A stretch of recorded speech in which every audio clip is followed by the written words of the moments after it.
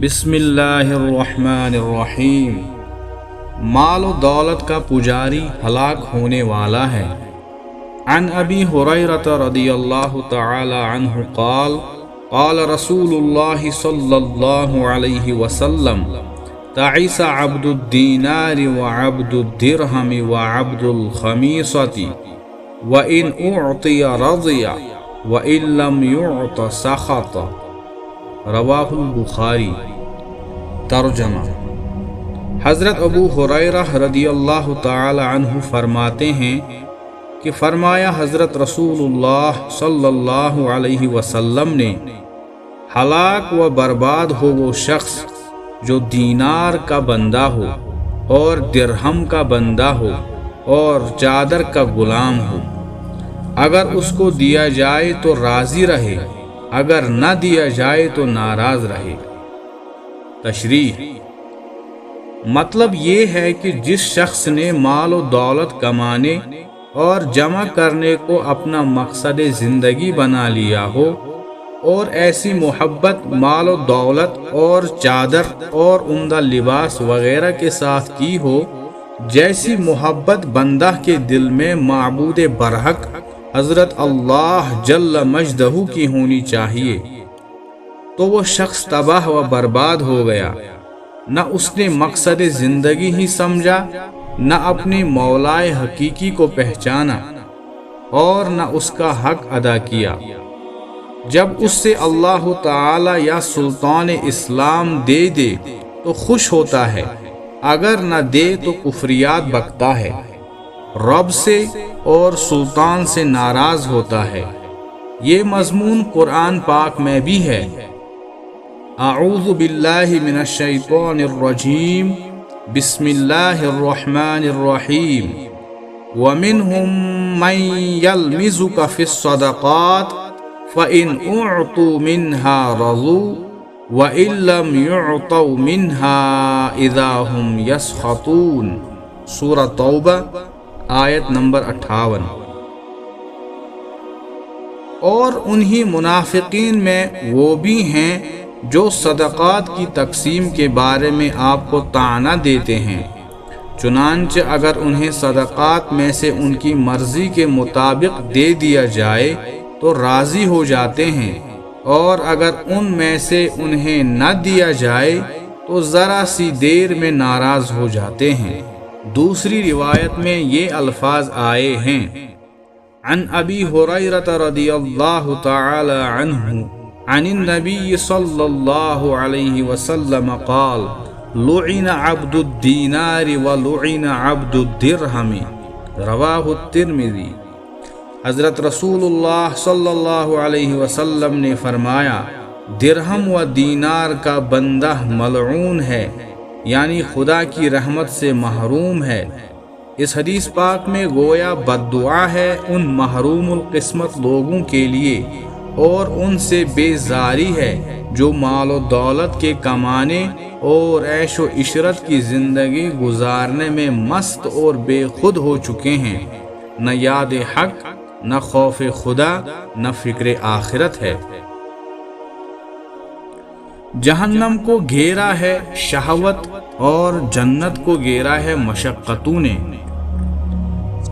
عن ابی ہریرہ رضی اللہ تعالی عنہ قال قال رسول اللہ صلی اللہ علیہ وسلم حجبت النار بالشہوات وحجبت الجنت بالمکارہ۔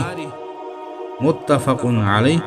ترجمہ: حضرت ابو ہریرہ رضی اللہ تعالی عنہ سے روایت ہے، فرمایا حضرت رسول اللہ صلی اللہ علیہ وسلم نے، جہنم کی آگ خواہشات سے گھیر دی گئی ہے اور جنت سختیوں اور مشقتوں سے گھیر دی گئی ہے۔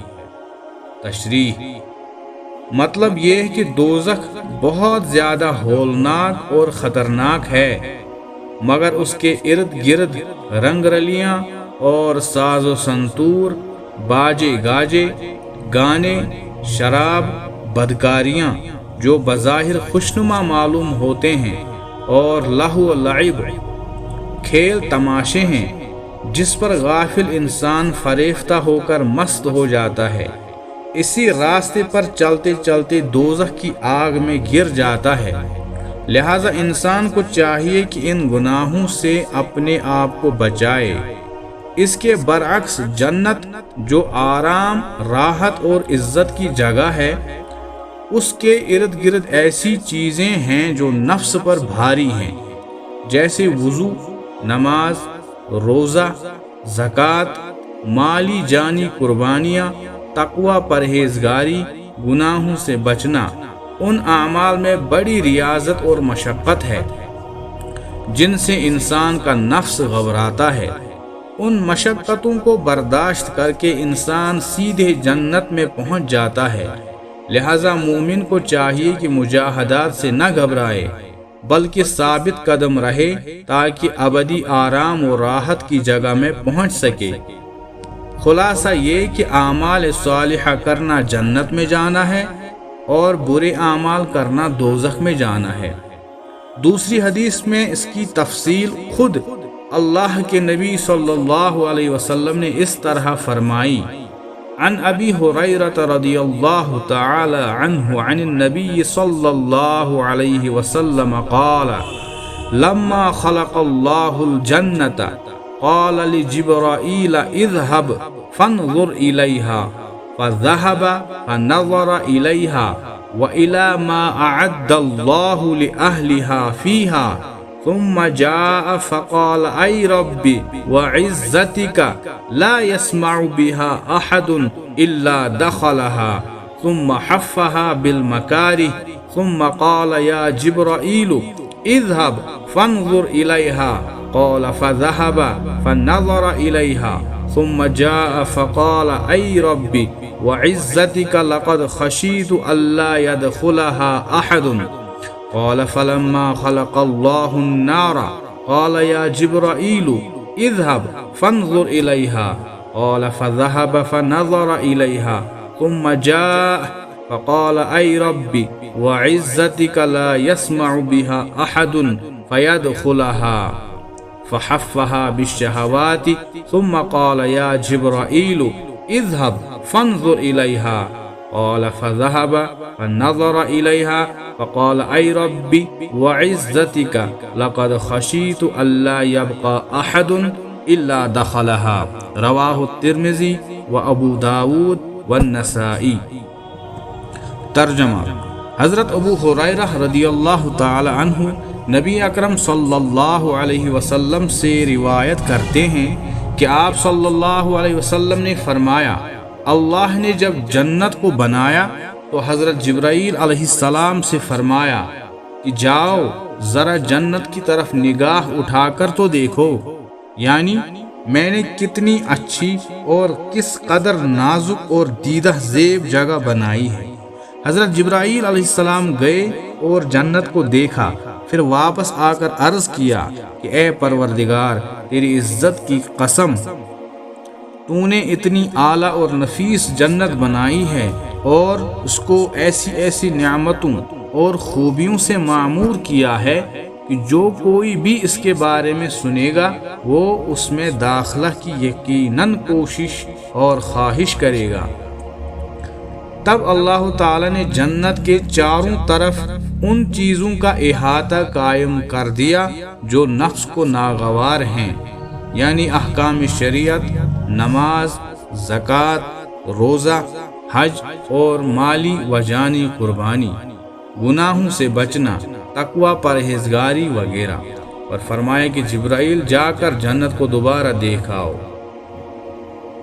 چنانچہ وہ گئے اور جنت کو اس اضافے کے ساتھ جو چاروں طرف احاطہ کی صورت میں ہوا تھا دیکھ کر واپس آئے اور عرض کیا کہ پروردگار، تیری عزت کی قسم، مجھے خدشہ ہے کہ اب شاید ہی کوئی جنت میں داخل ہوگا، کیونکہ اس کے گرد مکروہات نفس کا جو احاطہ قائم کر دیا گیا ہے، اس کو عبور کرنے کے لیے نفسانی خواہشات کو مارنا پڑے گا، اور ظاہر ہے کہ انسان خواہشات نفس کو مار کر جنت تک پہنچنا دشوار سمجھے گا۔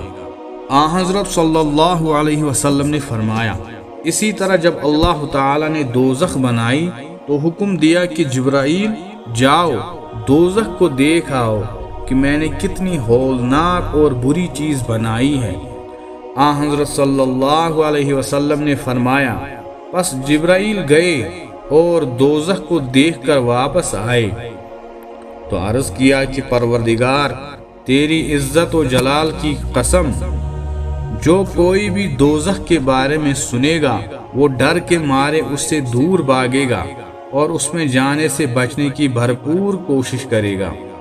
تب اللہ تعالیٰ نے دوزخ کے چاروں طرف خواہشات نفس اور لذات دنیا کا احاطہ قائم کر دیا اور جبرائیل علیہ السلام سے فرمایا کہ جبرائیل جاؤ دوزخ کو دوبارہ دیکھاؤ۔